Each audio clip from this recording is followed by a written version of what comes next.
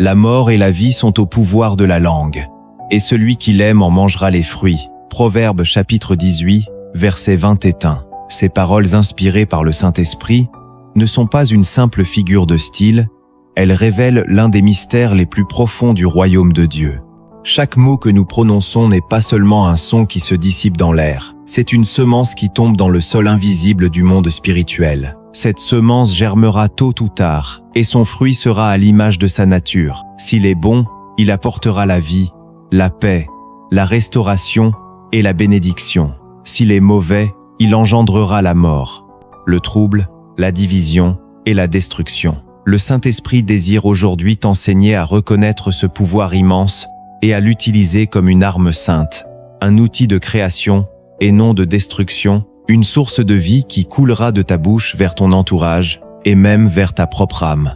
Écris maintenant en commentaire cette déclaration prophétique. Je choisis de parler la vie. Cela n'est pas un simple exercice de participation, c'est un acte spirituel, un alignement de ta bouche et de ton cœur avec la volonté de Dieu, que le ciel enregistre et que l'enfer redoute. As-tu grandi dans une atmosphère où les paroles blessantes étaient la norme? As-tu entendu, enfant ou adulte, des phrases qui t'ont marqué profondément? Tu n'y arriveras jamais. Tu n'es pas assez intelligent. Tu es un fardeau. Tu ne vaux rien. Ces paroles ne sont pas de simples souvenirs douloureux. Elles ont une portée spirituelle. Elles s'attachent à l'âme comme des chaînes invisibles. Mais voici la bonne nouvelle. Le Saint-Esprit est venu pour briser ces chaînes. Il est l'esprit de vérité, l'esprit de vie, l'esprit qui rend libre. Et aujourd'hui, il veut te montrer que tu peux, par tes propres paroles alignées sur la parole de Dieu, renverser chaque mensonge, annuler chaque malédiction, détruire chaque forteresse dressée contre toi. Les mots qui sortent de ta bouche peuvent devenir des clés qui ouvrent les portes fermées, des épées qui tranchent les liens de l'ennemi, des semences qui produisent une récolte de victoire. Jésus lui-même a démontré le pouvoir de la parole inspirée par le Saint-Esprit. Lorsque le vent et la tempête se sont levés, il n'a pas pris une barque pour fuir, il a parlé. Silence, tais-toi! Et le vent s'est calmé. Lorsqu'il a rencontré Lazare, mort depuis 4 jours, il n'a pas utilisé d'objets ou de gestes magiques, il a simplement crié « Lazare, sors !» Et la mort a reculé. Lorsqu'il guérissait, il disait « Tes péchés sont pardonnés, lève-toi et marche !» Et les miracles se produisaient. Il ne faisait rien sans écouter le Père et sans laisser le Saint-Esprit guider chacune de ses paroles. Et toi, en tant qu'enfant de Dieu, rempli du Saint-Esprit, tu es appelé à marcher dans cette même réalité. Tes mots peuvent être des canaux de la puissance divine. Pourtant, soyons honnêtes, ce n'est pas toujours ainsi que nous parlons. Parfois, nos paroles sortent de l'abondance de notre chair, plutôt que de l'abondance de notre esprit. Nous laissons l'amertume, la colère, la peur ou la frustration colorer nos mots. Nous disons des choses qui nous semblent anodines, mais qui, dans le monde spirituel, sont comme des flèches empoisonnées. Nous répétons des expressions qui sont contraires à la foi, qui annulent nos prières, qui ouvrent des brèches à l'ennemi. Voilà pourquoi il est essentiel que le Saint-Esprit devienne le gardien de nos lèvres. Il ne s'agit pas seulement de parler positivement, comme le monde le recommande, mais de parler prophétiquement, selon la vérité éternelle de Dieu, même quand nos yeux naturels voient le contraire. Cette vidéo est un rendez-vous divin pour toi. Nous allons explorer ensemble les Écritures, découvrir comment Dieu a placé dans notre bouche un instrument spirituel plus puissant que nous ne l'imaginons, et comment le Saint-Esprit veut l'utiliser pour bâtir, restaurer et libérer. Nous allons comprendre pourquoi certaines prières restent sans effet à cause de nos paroles quotidiennes, et comment aligner notre langage sur le langage du ciel. Nous allons voir les dangers des paroles vaines ou destructrices, et comment remplacer chaque mot qui pèse par un mot qui élève. Reste jusqu'à la fin, car je te partagerai une prière puissante inspirée par le Saint-Esprit, une prière qui sanctifiera tes lèvres et fera de ta bouche un instrument de bénédiction. Si ce message te parle déjà, abonne-toi à cette chaîne Lumière dans la Vallée et aime cette vidéo pour soutenir cette mission. Plus nous serons nombreux à marcher dans cette révélation, plus le royaume de Dieu avancera dans la vérité et la puissance. Ce que tu es sur le point d'entendre peut transformer ta manière de parler et par conséquent, transformer ta vie. Alors, ouvre ton cœur, laisse le Saint-Esprit te parler et prépare-toi à découvrir ce que signifie réellement marcher dans le pouvoir des mots selon Dieu.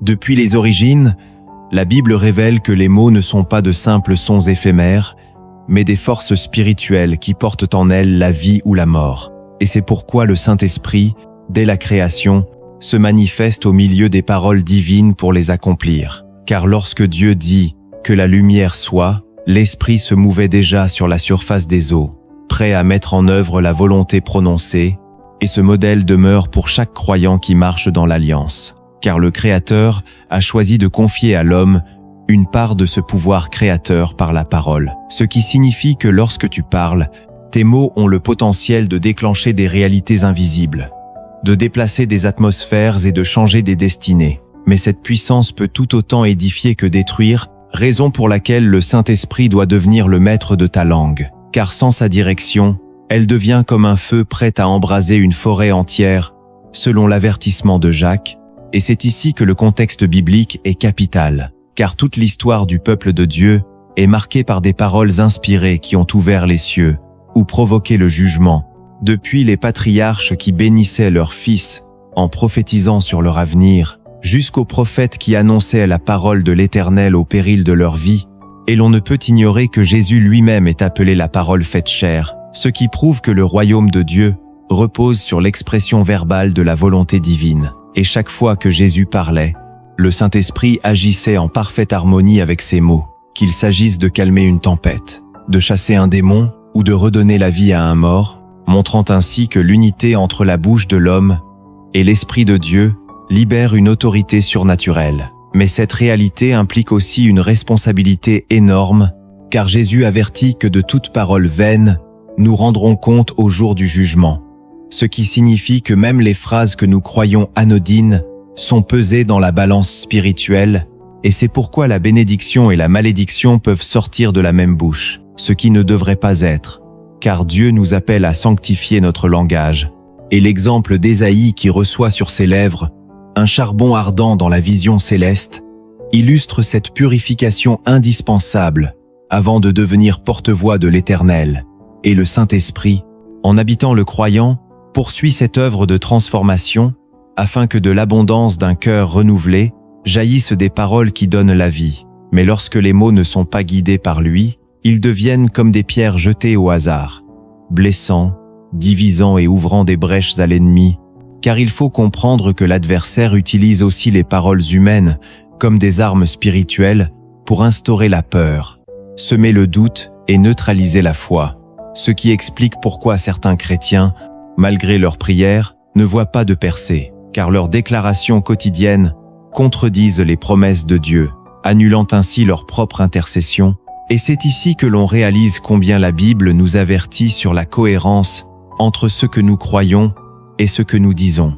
Car la foi véritable parle la parole de Dieu, même quand les circonstances semblent contraires, et c'est exactement ce que le Saint-Esprit veut enseigner, à faire de chaque mot un prolongement de la voix divine, de sorte que nos discours deviennent prophétiques, capables de libérer la guérison, la restauration, la délivrance et l'encouragement. Comme Pierre le jour de la Pentecôte, qui, rempli du Saint-Esprit, prononce un message simple mais imprégné de puissance, amenant 3000 personnes à se repentir et à être sauvées. Ou comme Paul qui, devant rois et gouverneurs, parle avec une sagesse qui confond ses accusateurs, car cette inspiration n'est pas réservée à l'élite spirituelle, mais à chaque croyant qui se soumet au Saint-Esprit.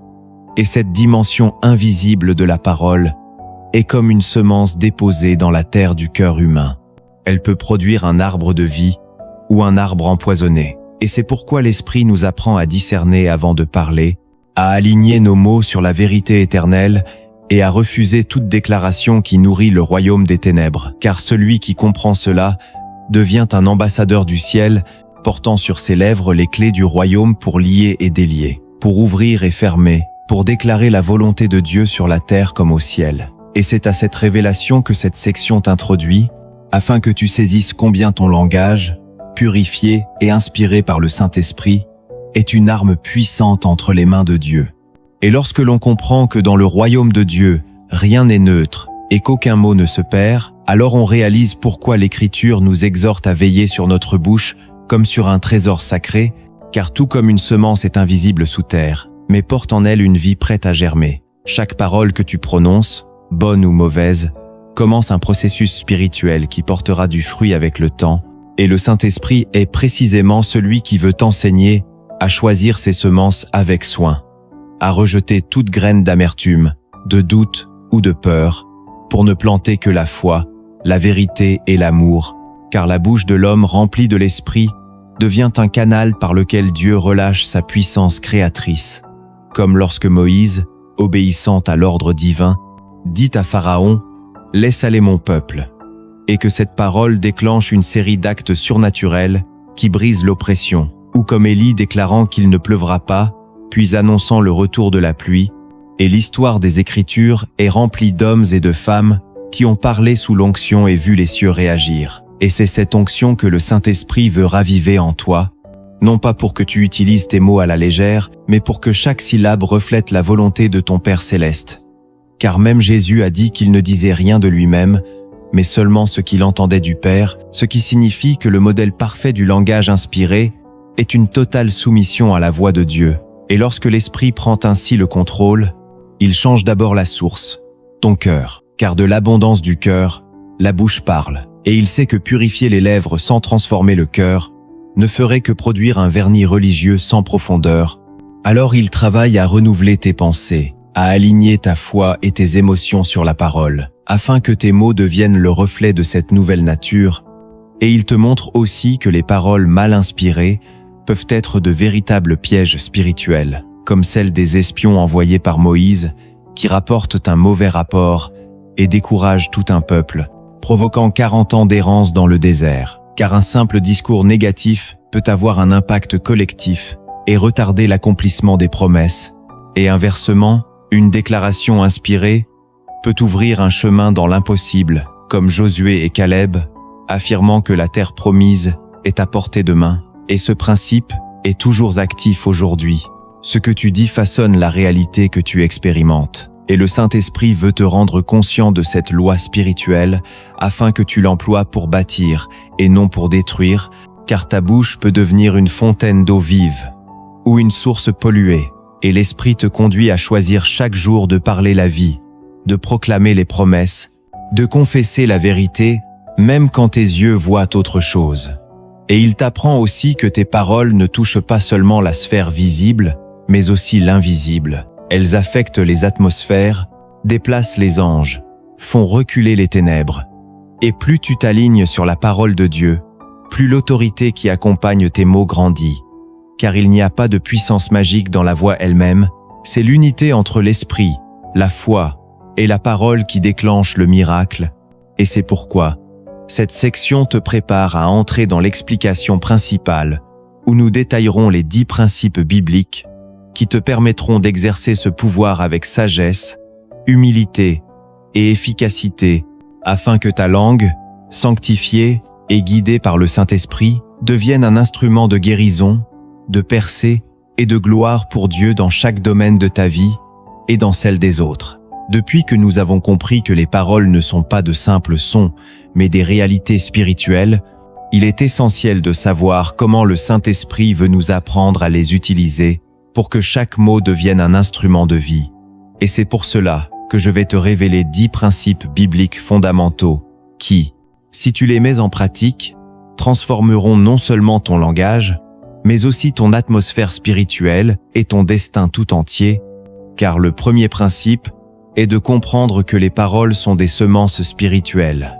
Et Proverbes chapitre 18 verset 21 nous dit clairement que la mort et la vie sont au pouvoir de la langue, ce qui signifie que chaque phrase que tu prononces agit comme une graine plantée dans le sol invisible du monde spirituel, et comme un agriculteur choisit avec soin ce qu'il sème en fonction de la récolte qu'il veut obtenir, tu dois apprendre à semer des paroles de foi, d'espérance et d'amour, si tu veux récolter la paix, la bénédiction et la victoire. Car si tu laisses la colère, la critique ou le doute devenir tes semences, tu récolteras amertume, division et blocage. Mais si tu laisses le Saint-Esprit inspirer chaque mot, tu verras pousser des fruits que rien ne pourra arracher, Et c'est pourquoi le deuxième principe est de se remplir de la parole de Dieu pour parler avec justesse, car Jésus nous a avertis dans Luc chapitre 6 verset 45 que c'est de l'abondance du cœur que la bouche parle. Et si ton cœur est rempli de la vérité divine, ta bouche la proclamera naturellement, mais si ton cœur est saturé de paroles vaines, de craintes et de pensées du monde, c'est cela qui sortira. Et l'exemple parfait est Jésus dans le désert qui, face à Satan, répond uniquement par « il est écrit », démontrant que lorsque la tentation vient, la seule arme véritablement efficace est une bouche saturée de la parole de Dieu. Et cela nous conduit au troisième principe, qui est de laisser le Saint-Esprit être le gardien de nos lèvres. Car le psalmiste prie dans le psaume 141 verset 3 « Éternel, mets une garde à ma bouche, veille sur la porte de mes lèvres. » Et cela nous rappelle que le discernement est aussi important que la proclamation, car savoir se taire au bon moment peut éviter des blessures irréparables. Et Jésus lui-même, devant Pilate, a choisi de garder le silence là où la chair aurait voulu se défendre, preuve que le Saint-Esprit peut nous inspirer autant dans nos silences que dans nos paroles, et cela ouvre sur le quatrième principe, qui est de déclarer par la foi ce que Dieu a dit, même avant de le voir, car Romains chapitre 4 verset 17 nous enseigne que Dieu appelle les choses qui ne sont pas comme si elles étaient, et c'est ainsi qu'Abraham, avant même de tenir Isaac dans ses bras, parlait déjà comme le père d'une multitude, ou que Jésus, avant même que Lazare sorte du tombeau, déclare qu'il va se relever. Et cette audace prophétique est essentielle, car si tes mots ne se basent que sur ce que tes yeux voient, ils ne porteront pas la vie du ciel. Mais si tu t'alignes sur ce que Dieu a déjà décrété, le ciel confirmera ta parole. Et c'est pour cela que le cinquième principe est de rejeter les paroles de malédiction et de les remplacer par la vérité.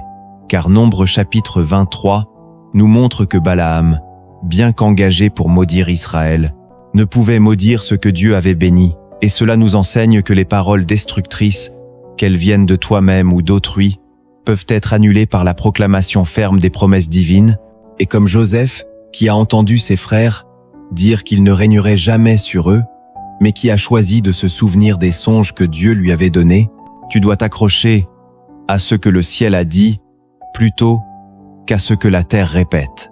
Et le sixième principe est d'utiliser tes paroles pour édifier et encourager, car Éphésiens chapitre 4 verset 29 nous exhorte à ce qu'aucune parole mauvaise ne sorte de notre bouche, mais seulement celle qui édifie et communique une grâce à ceux qui l'entendent.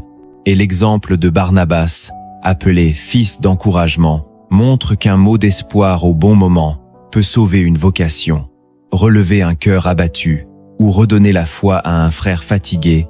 Et cela nous conduit au septième principe, qui est d'apprendre à prophétiser avec simplicité et humilité, car première épître aux Corinthiens chapitre 14 verset 3 nous rappelle que celui qui prophétise parle aux hommes pour les édifier, les exhorter et les consoler, et il n'est pas nécessaire de prononcer de grands discours pour cela, il suffit parfois d'une phrase inspirée qui ouvre une lumière dans les ténèbres d'un cœur, comme Agabus dans les Actes annonçant un événement à venir et préparant l'Église à y faire face, et ce don n'est pas réservé à quelques-uns, mais disponible pour tous ceux qui écoutent attentivement la voix du Saint-Esprit, ce qui nous amène au huitième principe, savoir que nos paroles peuvent ouvrir ou fermer des portes spirituelles, car Jésus dit dans Matthieu chapitre 16 verset 19 qu'il nous donne les clés du royaume pour lier et délier, et lorsque Pierre prêche à la Pentecôte, il ouvre la porte du salut aux nations, tandis que la génération incrédule au désert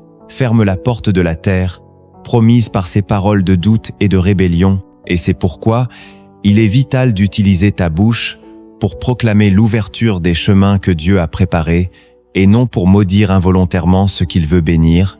Et cela nous mène au neuvième principe, qui est de garder la cohérence entre ce que l'on dit et ce que l'on vit, car Jacques chapitre 3 dénonce l'incohérence d'une bouche qui bénit Dieu et maudit les hommes faits à son image, et Jésus a été l'exemple parfait d'intégrité entre paroles et actes. Et si tes déclarations ne sont pas soutenues par ta vie, ton autorité spirituelle sera affaiblie.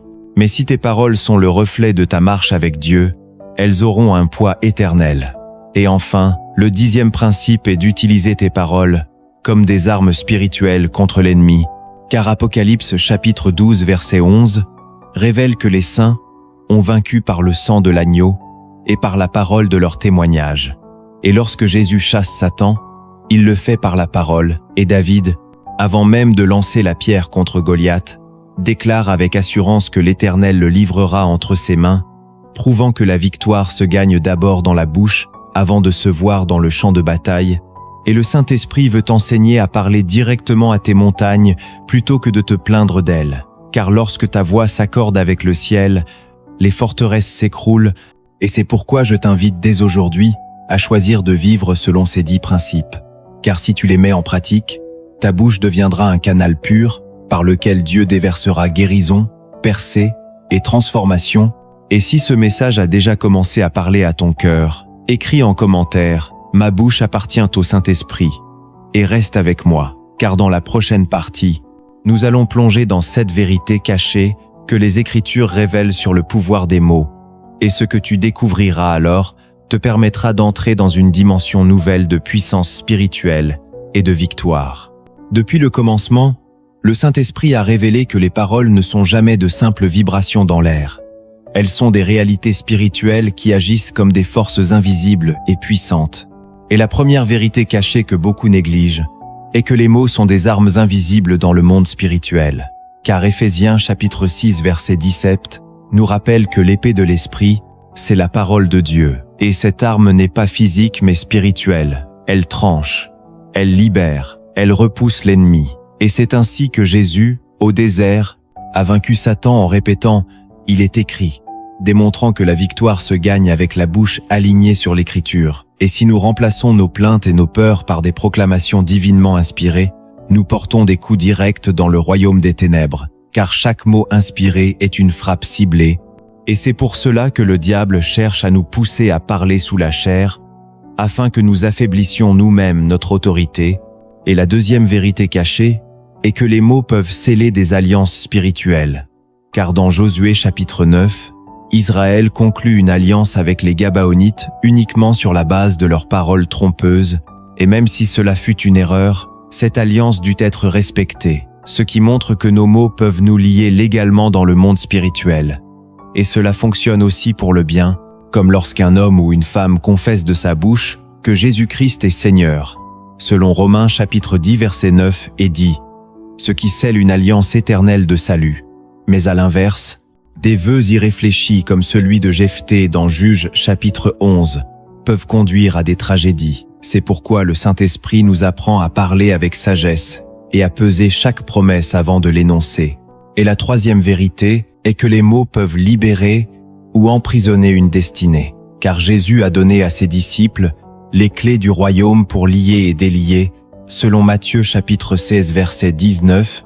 Et lorsque Jacob bénit ses fils dans Genèse chapitre 49, il ne prononce pas seulement des paroles pour le moment présent, il trace leur chemin pour des générations entières.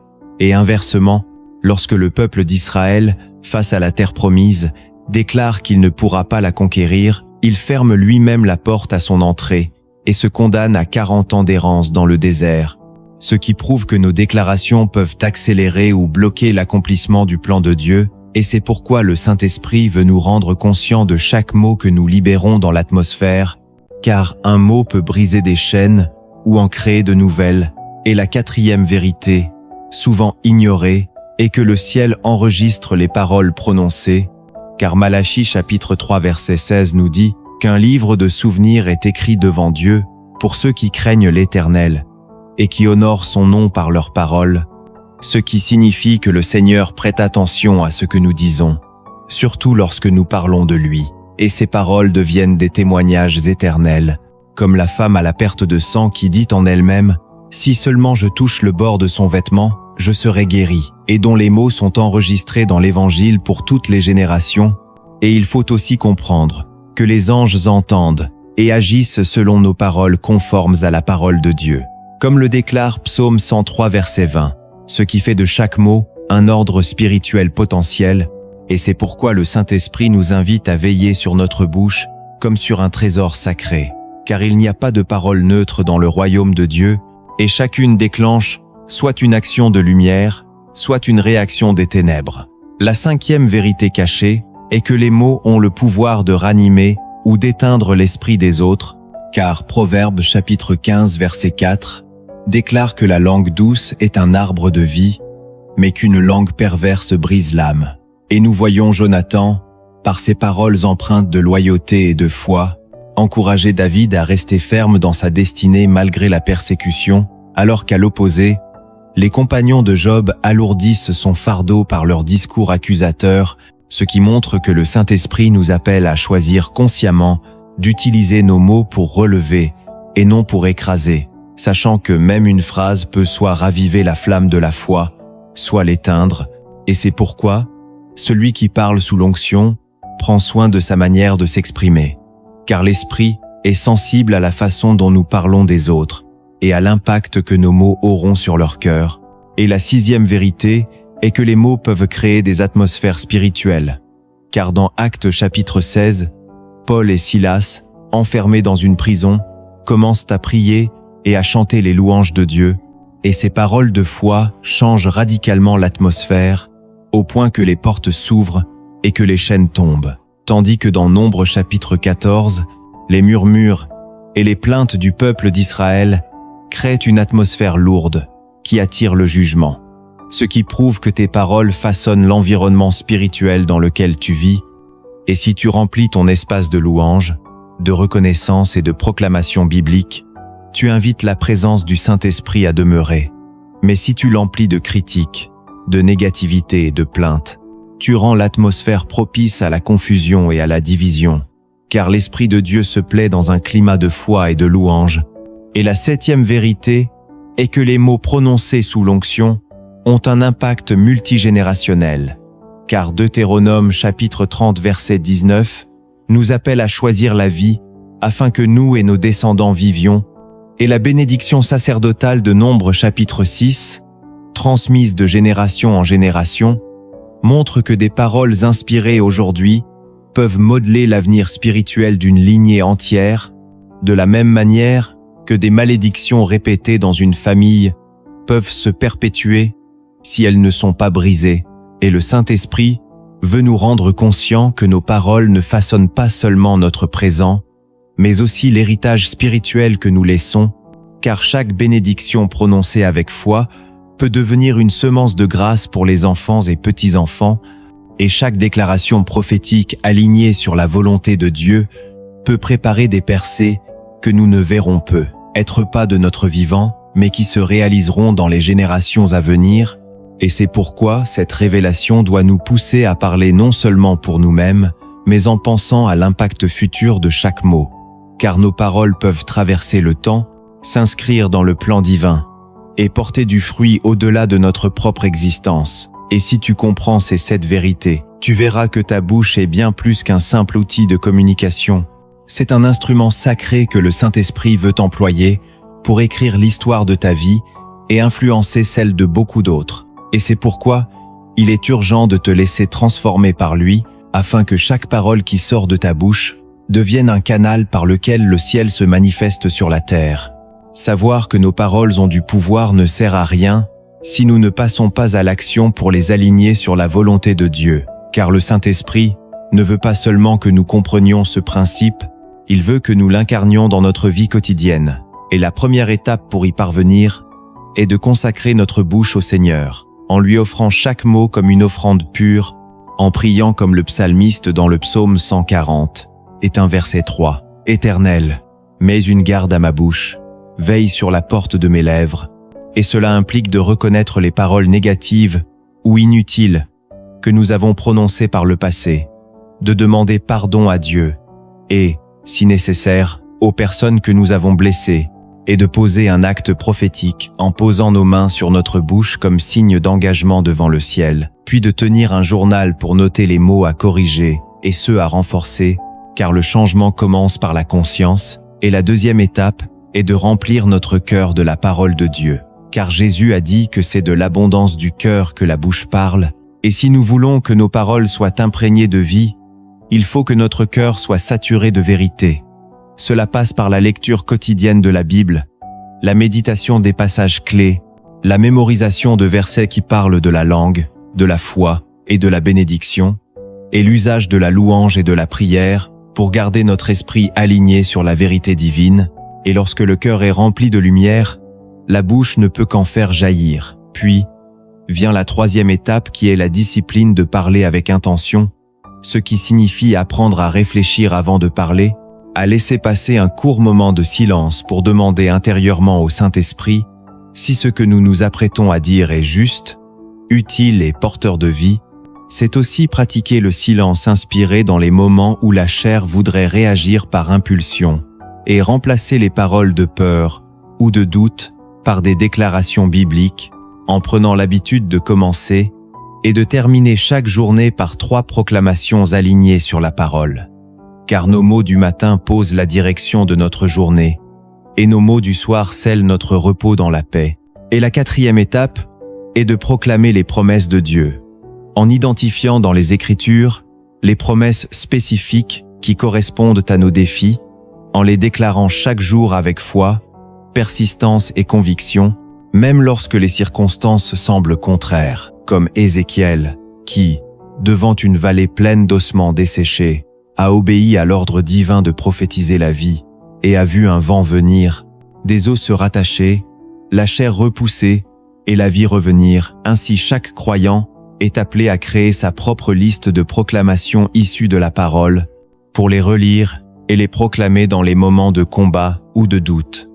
Car ces déclarations sont des armes qui façonnent notre réalité spirituelle.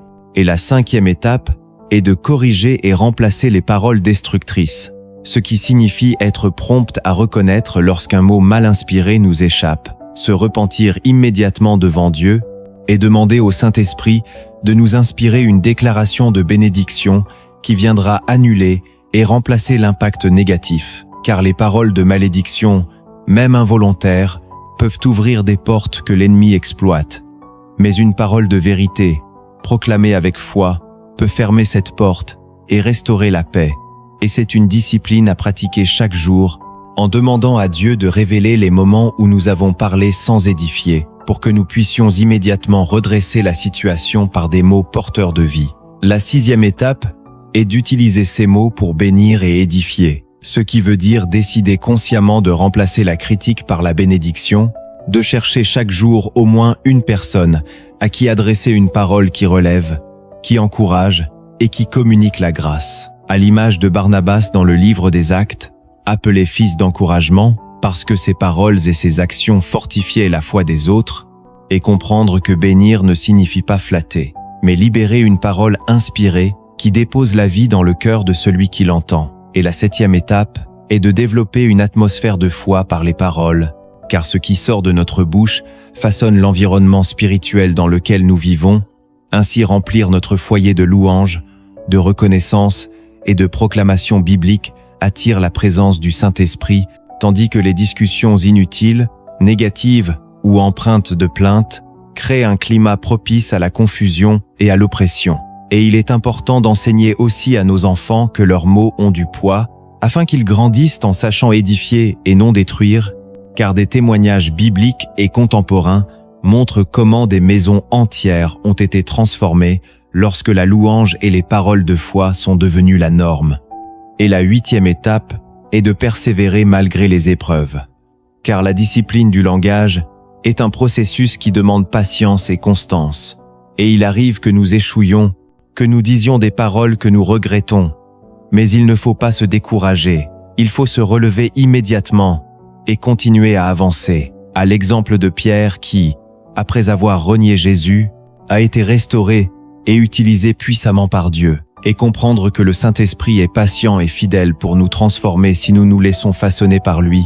Et pour illustrer tout cela, laisse-moi te raconter une histoire inspirée des cieux, celle d'un croyant ordinaire qui vivait entouré de difficultés, d'incompréhension et de blessures profondes, et qui un jour a entendu Jésus lui dire dans la prière « Si tu me donnes ta bouche, je changerai ta vie ». Alors il a commencé par se taire quand la colère montait, par proclamer les promesses de Dieu au lieu de répéter ses craintes, par bénir ceux qui le blessaient au lieu de répondre par l'amertume. Et jour après jour, il a vu des changements dans sa maison, l'atmosphère a commencé à se charger de paix. Dans son travail, les tensions se sont apaisées, et même son corps a retrouvé la santé, car il avait cessé de s'empoisonner par des paroles négatives.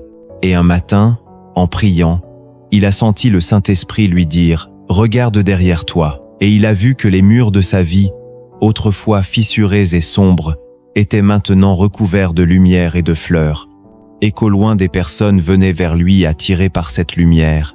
Et Jésus lui dit « Voilà ce que je peux faire quand un cœur et une bouche se mettent d'accord avec moi. » Et cette vision l'a marqué à vie, le poussant à continuer. Et aujourd'hui, il témoigne que tout a commencé le jour où il a compris que chaque mot pouvait être une semence de mort ou un souffle de vie, et qu'il a choisi de parler selon le cœur de Dieu. Et je veux te dire que le même miracle est possible pour toi. Car si tu appliques ces 8 étapes, le Saint-Esprit fera de ta bouche un instrument puissant pour construire ta vie et bénir celle des autres.